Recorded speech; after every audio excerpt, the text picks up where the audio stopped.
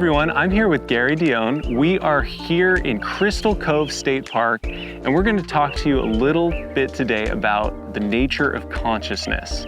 Gary, what are we going to talk about exactly? We're going to try. Well, Matt and I are both kind of amateur meditators, or maybe you're more than that, but I'm definitely an amateur meditator. Definitely an amateur for me. But I definitely spend a lot of time thinking about it. I've done meditation practice, and I've got some folks that I like to listen to and just kind of hear some different ideas.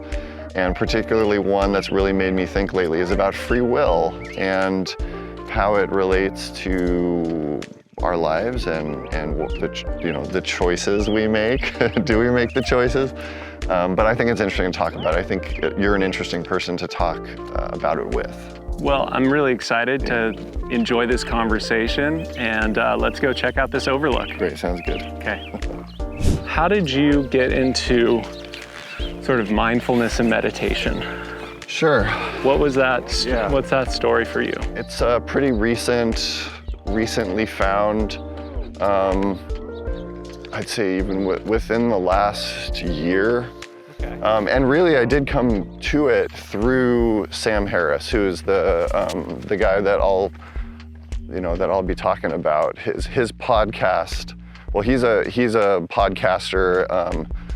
He's a neuroscientist, meditator, kind of a modern day philosopher is how I think of him. Mm-hmm. But he's like very free thinker, rational guy, very science and evidence-based. Ooh, I love everything. The evidence-based. Yeah. The evidence-based meditation stuff. Yeah, but there is like a limit probably in some of these areas, like when you're talking philosophy is like how much, there's definitely some like just thinking about your own experiences and how you perceive what's happening. Like not everything unfortunately can be observed and experimented and studied. Can't always have a control group. Right. That's what they say, like N of one, like you have a experimental group of only one case and it's yourself, yeah. Well, that's the most important one. Right. And the funny thing is like you can, like some of these guys that I listen to, you can do like whatever experiments on yourself you want to, right? Whereas you might not be able to do the same thing with other people. So anyway, he talks about all kinds of stuff, and I don't agree with all of it, but I do find it all pretty interesting. And it makes me think about Does he post weekly? Like what is his deal? Yeah, he's like super active. He's very active, huh? Super active, and he's almost always interviewing someone who's an expert in whatever he wants to talk about. Okay. And he definitely will get people on that he doesn't agree with all the time just to talk to them. Yeah. But he does have some of his own like original content and thoughts, and a lot of it does have to do with meditation. So yeah, I think he has a PhD in neuroscience. I guess I'm not sure that he has a PhD in neuroscience, but he went to UCLA and Stanford, and he has a very popular meditation app called Waking Up that I'm a big fan of. So I kind of came to that through his podcast. And it's basically a bunch of guided meditations by him. So it's his voice, and it starts with maybe like a 6-week program, like sounds maybe similar to what you did. Yeah. And I believe that he's actually probably involved with the UCLA like mindfulness center, since that's in his background. Yeah, It probably is. It's pretty interesting because I just finished a 6-week meditation course with a friend from college, and his story is that he took this mindfulness course from UCLA that I was telling you about a little bit ago. Yeah. So I had the honor of meditating for 7 weeks every day and checking in with a group on a weekly basis. And it was really powerful for me to do that. And even though I haven't kept up the practice as much as I want to, it's really great to be able to have that experience and to see that, yes, indeed, my way of thinking was altered by maintaining a practice. My attitude on a day-to-day basis, my just personal well-being Yeah. felt a lot better. It felt clean, and it felt like I was able to have more mental clarity. Yeah, absolutely. Which I liked Yeah, a lot. I agree totally. You know, I I'm think- always trying to get more clear with my thoughts, because they're not always my thoughts have a tendency to run away with themselves. Yeah, I had the same experience. I mean, I feel like I'm generally a pretty chill guy, but to really, and I didn't feel like meditation, like it came somewhat easily, at least to be able to like sit down and at least try to, you know, focus on my breathing and you know, clear my mind, although I found that you really can never do it, or I can't. I think some people maybe can do much better than me. I think I'm only really to the place where I can observe my thoughts. Okay. But to actually quiet them for any Yeah. significant amount of time, I'm not there yet. Right. So have you had the experience of kind of observing your thoughts go by and realizing that they are just kind of like appearing in your consciousness, or what's your experience of meditating and like observing your thoughts? Yeah, the most significant lesson, I think, of being able to quiet the mind and meditate for me is that I am not my thoughts. That there's this thing in my brain or wherever it's coming from that's just like serving up information to me. Yep. And I picture them in bubbles, you know. I learned this in college, actually. Like I was in this Tibetan, it was called Sleeping, Dreaming, and Dying in Tibetan Buddhism. Whoa. That's the name of the class. That's awesome. And it's how I kind of got introduced to Eastern philosophy at all, right? That's like was my way in. And the professor, his name was Dr. Wallace, and he was just really, he was a Tibetan monk, and yeah, but white guy, right? But he was a Tibetan monk, studied the philosophy for many, many years, and he kind of like had us do that meditation of imagining your thoughts as bubbles and watching them pass through your mind and then looking at them and releasing them. Yeah. Like fish or something, catch and release. Yeah.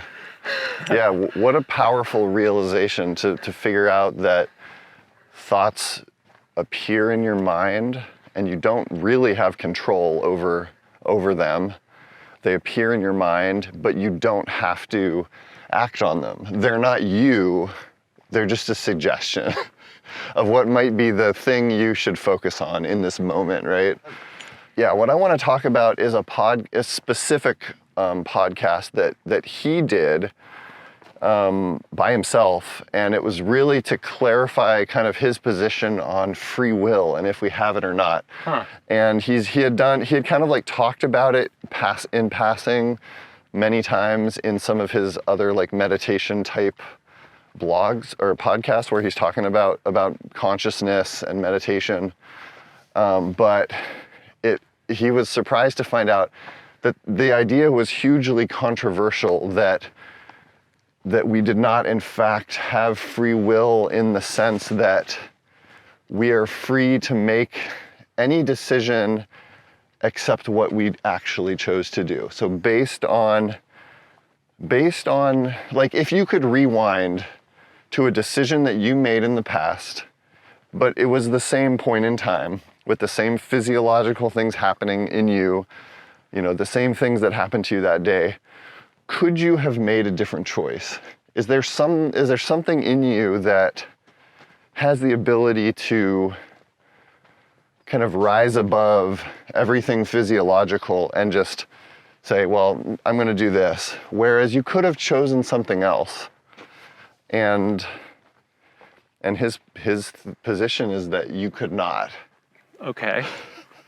Well, you know, I mean, from my perspective, like, that is hugely controversial. Yes. Because if you go to church or in church often, what is said is that the thing that makes us human is that we have free is will. that we have free will, right? That An we can make animal does choices. not have free will. Humans have free will.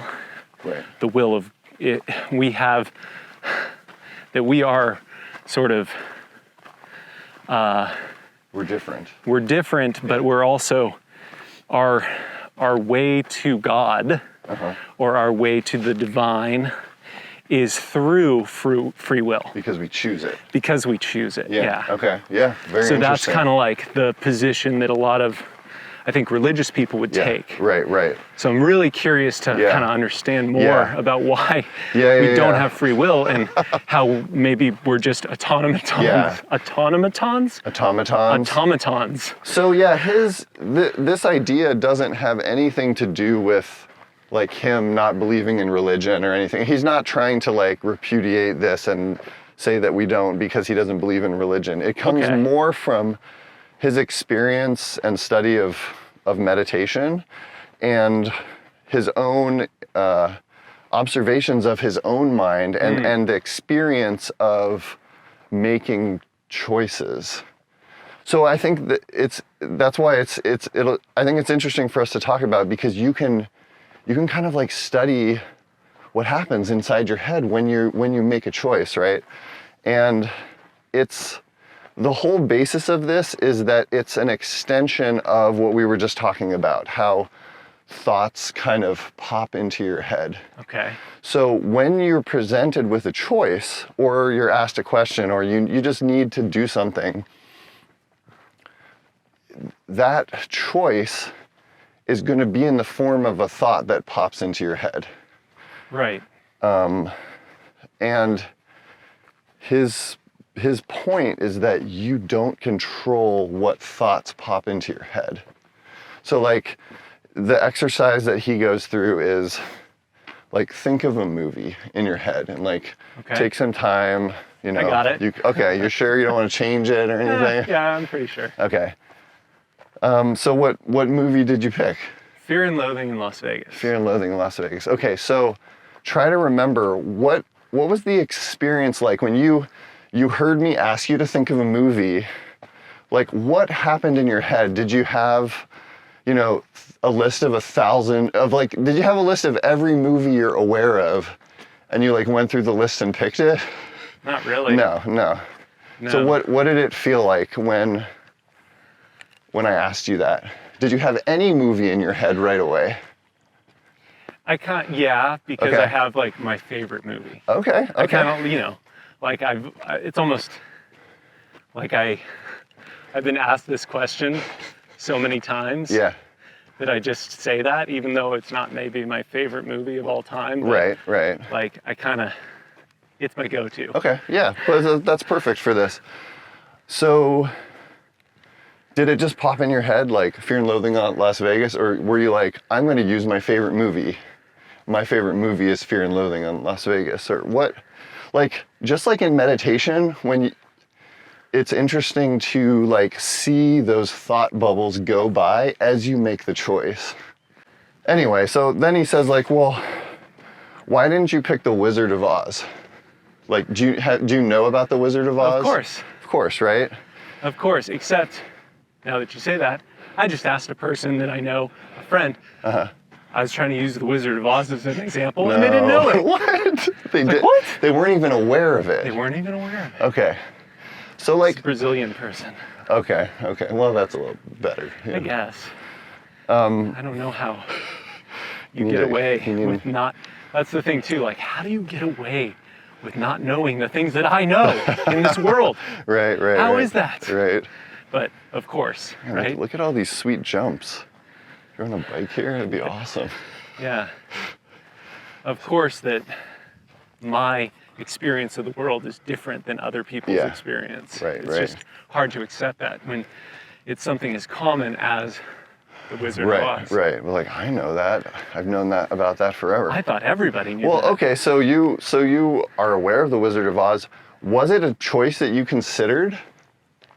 Did it pop into your head at all? Like, could you have picked The Wizard of Oz? I don't think so. So yeah, like in my experience, when I'm asked to do this, I might come up with a few different movies, but they just pop, they're offered up by my brain. Huh. And if I don't, like, I could wait for more, but is The Wizard of Oz going to be offered to me? Like, I don't think it was ever when I made these choices along with the podcast. But now it might be. Yeah, now it might be my first choice. But because I'll remember this conversation. But the point is, like, were you free to choose The Wizard of Oz? Could you have?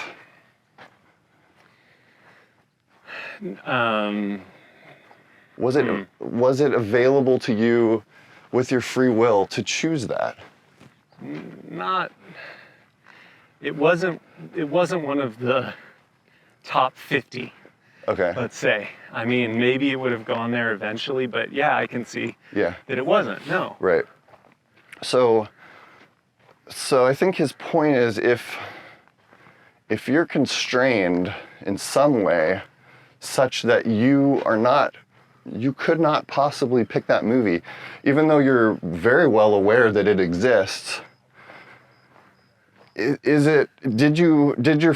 you have free will, would it have allowed you to make that choice? And if not, what other choices are you not able to make, like are not available to you in your everyday life? If that makes sense. Yeah, like, I mean, I often think, gosh, I'm so free. Yeah. I could do anything. I could go anywhere. Right. But then I think about it, I'm like, but how would I? Yeah. Like, I can't really go anywhere. I have a job. Right. I have family. I have responsibilities. I have all of these things that are sort of limiting me from being like truly free, I guess. Right.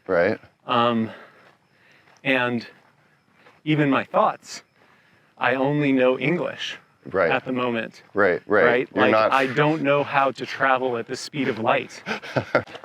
But yeah, there's some question as to randomness, and he talks about randomness, like in quantum mechanics. There's this randomness where you can't know until you observe, and then you force the state that may be random. Like physicists don't know yet if there's like actual randomness in the universe. Like, is it all, like a bunch of dominoes falling? Or is there actually some randomness built into the process where you really, even if you had all the information and you had perfect physics, we figured out everything, quantum, classical, unifying theory, and we get all the information, could you predict it like you could predict, dominoes falling? Or is there built-in randomness such that you can never predict it? So yeah, he doesn't know, people don't know that. But his point is, even if there is randomness, it's not free will, because you're not free to pick what random thing happens. Okay. So I think that's interesting.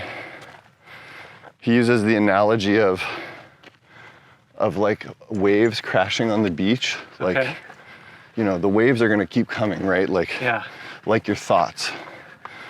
And a wave crashing on a beach is an incredibly complicated, if you were to like simulate that, you just couldn't, right? You never could because of everything that's going on.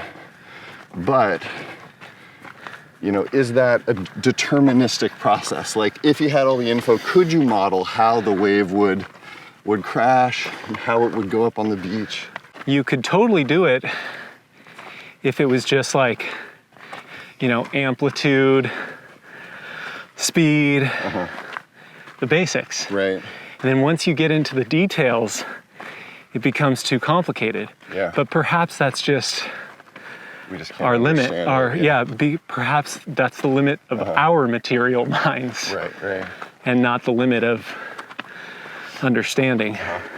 What if you could see the same wave break again and again and again? Like, not successive waves, but literally the same wave. Would it look the same every time? Or, you know, would it be different? Like, would something happen to make it different? You know, I think it's, I imagine.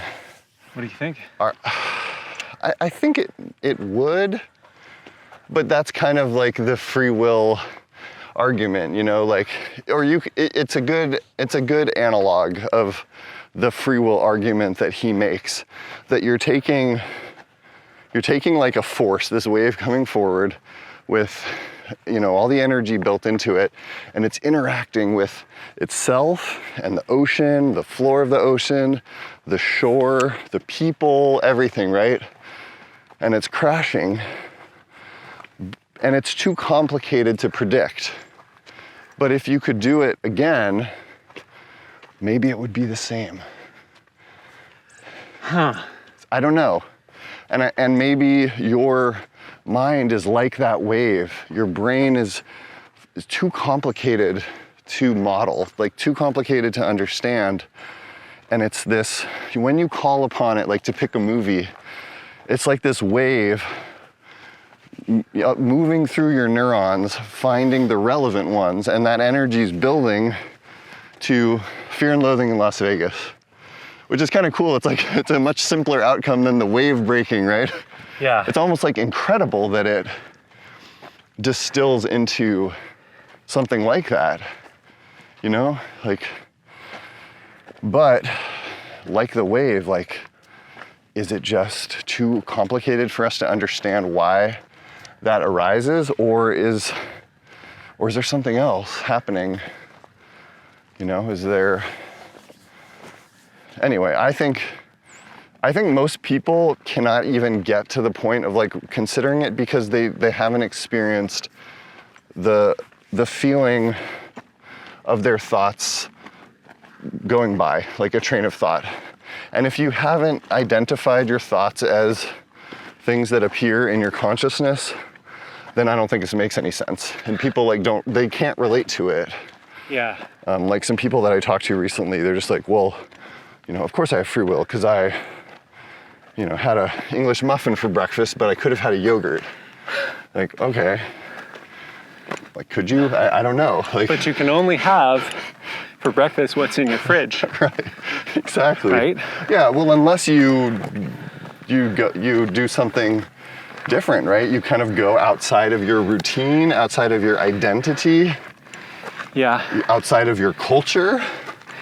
You could have anything you want for breakfast, almost. But you also don't know beyond the options that you are aware of. Right. Like, absolutely. You don't know what other cultures eat for breakfast. Right. Well, you haven't considered eating dinner for breakfast. Right. Yeah, who wants that? That's gross. The other way's good though. Yeah, breakfast for dinner, all day. That's always a hit with the kids. Oh yeah. And it's easy, fast. Yeah. Exactly.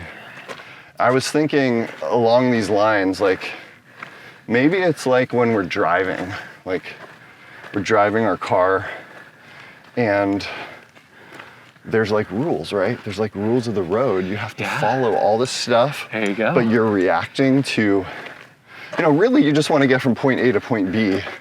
So you think you could do anything you want. Like you could drive the wrong way the whole way. You could drive in reverse the whole way, but you don't. Yeah. Because you don't want to. Well, there's also like, how far is it as the crow flies? Yeah. How far is it to drive? Right. Totally different. Right. Right, like, point A to point B, if you have to take roads or a trail, it's gonna be way longer. Yeah. No matter what. Right. And what, are you gonna go off trail? No. You're not going to go off trail. No, we're not going to do that. Because we could. We could go marching right up through there. But we're not going to do that.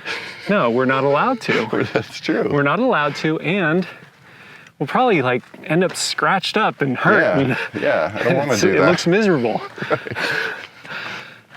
Right. So yeah, there's these pathways. Right. Which, that's something interesting. They're like guide rails in our life that we've traced many times. Yep. So that they're ingrained. They're the path of least resistance. Right. They're the canyons of our brains. Yeah. So your free will does not include the things that you don't want to do. That's interesting too. So like, do you pick? Can you choose like what you want to be passionate about? Like, can you choose, like, do you have the free will to fall in love with someone that you're not in love with? Do you have the free will to pursue a hobby that you don't actually like? Or you're not good at. Right. You can try. I mean, I think you don't choose your likes and your passions either. Wow. So, did you feel that way before you found Sam? No, not at all. I hadn't ever thought about it. Not at all. Huh. It was definitely a totally new way of thinking. And it's not that I'm like, yeah, this is how I live my life now. Like, it's kind of how I process most of his stuff. Like, I don't, and this is how it's supposed to be kind of imbibed. You're supposed to listen and you know, nobody's pushing their beliefs. It's just about information and talking and seeing what like resonates with you and just opening your eyes to maybe something you hadn't thought about before. Like we were talking about how this is kind of something that I've just been processing pretty recently, like probably in the last month I listened to this. And one thing that really I kind of took away from it is if we don't have free will, or if we can only choose from the choices that occur to us, whether it's only one that would ever happen, or even if it's more than one, that we are influenced, like what trains your brain to give you that thought is all the inputs to it over time and your experiences. So if we don't have some kind of free will that we can manually kind of be like, no, I'm gonna do this, not what I just thought of. Right. Then your experiences and the information that you take in and what you expose yourself to is super important. Because at the extreme, and maybe I don't believe this, but the extreme of what Sam is saying is that you cannot change. Basically, your brain is going to offer what it's going to offer, and especially if you're not used to kind of like intercepting that thought and considering it, is that you're going to do what your brain offers up to you, and that is created by like what podcasts you listen to, what you read on the internet, what YouTube channels you have, what addictions you have, who your friends are, what books you read, what TV you watch. Because there is persuasion. Where you work. Exactly. Yeah. So it made me think that being influenced, I mean, we're always being influenced, but the news. But being influenced by outside, I mean, it's good. You want to be influenced by good things. You don't want to be influenced by bad things. But I think that if we don't have this like free will, then it's extra important to only expose yourself to the things that represent what you really want to be. That's kind of what I came away. And that really the only way to change yourself is to expose yourself to external influences or pursue experiences that you want to have. That maybe you can't just decide that you're gonna, like, I'm gonna get in shape. It's like, well, that's what you want right now, but is your brain gonna be offering that up to you like tomorrow morning when it's time to go running? Like, maybe not, but maybe if you can expose yourself to the right, sources or have different experiences, your brain will offer that to you, will want to do it, right? And you won't be fighting yourself. If you carve those paths, Exactly. those neural pathways over and over again. Exactly. Switching gears but maybe to an interesting topic is what would this mean if it were true? Like for concepts of like morality, okay, and like law and order and justice, right, and hatred. Mm-hmm. So imagine if people are not really, so whatever people do, imagine that's the only thing that they could have done based on their experiences, the things that have happened to them in their lives, and that they really didn't have a choice. They didn't say, well, should I really rob this bank? Like, I really shouldn't do it, And if they did choose that, then maybe that's just the way it was going to play out for them. But if that's the case, I mean, imagine, road rage, a guy like on the freeway just like swerving in and out, just going crazy. Does that guy really have the choice to do anything different, or is he just operating 100% on just adrenaline and emotions? You know what I mean? Can you hate a bear? If a bear attacks you and eats your hand, and then the bear, they say, well, this bear is too dangerous to be in the wild. We're gonna put it in the zoo. And, if you go to see the bear, would you hate the bear? Some people would. But what if a man with an axe attacks you and cut off your hand and they put him in jail?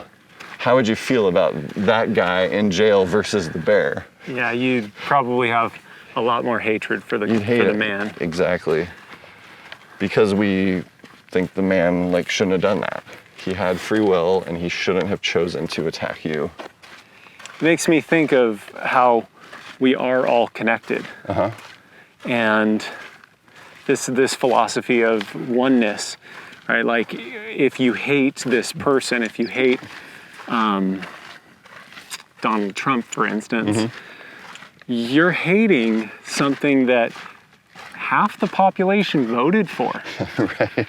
You're hating a lot of people, yeah. and a lot of personalities, right. a big swash of humans. You're just saying, "Oh, I hate that." It's hard and I want to, Yeah. I really dislike a lot of his behavior, a lot of his attitude. I don't agree with the guy at all, and I think that it sucks that he was our president. Yeah. But at the same time, how do I find the oneness of our human experience in that, in that situation, in that reality? Mm-hmm. Because that was real, and it's also real that he got more votes than any other president has ever gotten, except for the president who's now in office, Joe Biden. Yeah, true. So it's hard to hate a politician and not hate the people that that voted for him, right? Right. But yeah, definitely hating half the population is not a good place to be. No, that's a lot of energy. That's a lot of wasted energy on my part. It's a lot of emotion that just, can be better spent on practicing oneness and trying to figure out why that happened. Yeah. And trying to figure out what in us would. To my problem with him, or my problem with the philosophy, is the lack of oneness, right? The lack of feeling like we're on the same team. Okay. Right? I have trouble accepting that philosophy because it's a philosophy of separateness. Okay. It's a philosophy that says, "Oh, you have dark skin? Sorry. You're not one of us." Yeah. That's so it's like, how do I accept something that's not accepting? Yeah. Well, how do I accept something that is that wants to erase difference and doesn't and denies difference when that's, I mean, sorry, PBS, Sesame Street ethics is ingrained in me. I watched too much Sesame Street to not accept that we are like a multicultural country and that difference is good. Yeah, absolutely. And God bless PBS. Yeah. They're not a sponsor or anything. Nice. Look at this cactus. That's cool. So many flowers. Wow. A bloom. Yeah. Look over there too. There's more that are blooming like crazy. That's wild. Nice. Yeah, I mean, maybe this idea would definitely make it easier to understand why people, I mean, I guess you don't understand maybe why they have made these choices, but if they're not like choosing to go against your morals, they're just reacting to their inputs in such a way that that's the answer their brain spits out. I think we go this way. Okay. Yeah, that's what they figured out was the right way to go. Yeah. They based on all the information that they had. Yeah, they weighed all of their own morals, their own beliefs, and they came up with like, yep, this is it for me. This is what makes sense for me, which is just disappointing. But you could be disappointed in something that, couldn't have worked out any other way. Yeah. Like, like people don't get mad at natural disasters the same way, as like man-made disasters. It's like, they're still terrible.